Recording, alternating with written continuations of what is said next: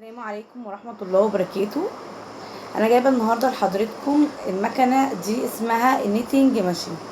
النيتنج ماشين ديت هي مكنه يدويه بتساعدنا ان احنا نعمل كوفيات او طواقي او بطاطين، او ان احنا ممكن كمان غير الطواقي وغير البطاطين ان احنا ممكن نعمل اللي هي الركب اللي هي بتاعت مثلا الناس الكبار او الاطفال برضك بيلبسوا زي الركبه اللي موجوده ديت برضك، وبنغير الالوان. دلوقتي انا هوريكم لما تشتروا المكنه زي ديت. طيب، احنا اشترينا المكنه وكل حاجه، طب نستخدمها ازاي؟ هنبدا نفتح المكنه بتاعتنا النيتنج ماشين. يعني هي عادي جدا، تمام.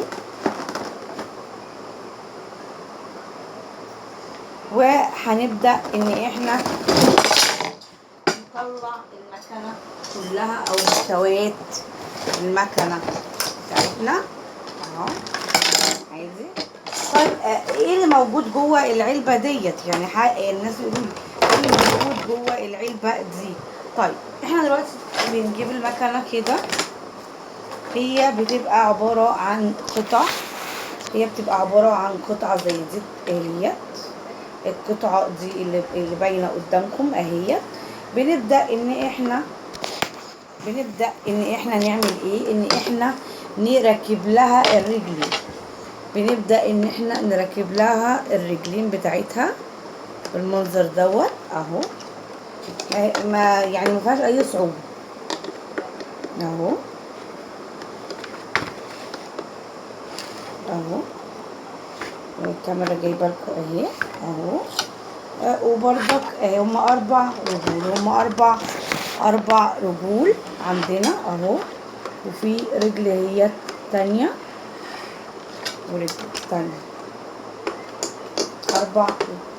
طيب، بتبقى بالمنظر دوت. طيب، احنا بنعمل ايه؟ طب بعد كده عندنا حاجة اسمها مكوك المكنة، والمكوك دوت اهو لو انتوا شايفين معايا.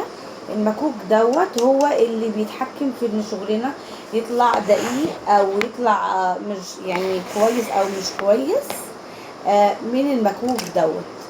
طيب، بنعمل ايه ودوت؟ طب هنعمل ايه بالنسبة لأول سطر أو أول حاجة معانا في المكنة؟ بنشتغل ازاي؟ بنشتغل على المكنة نفسها. طيب، أنا هوري لحضراتكم دقيقة وارجع لكم تاني.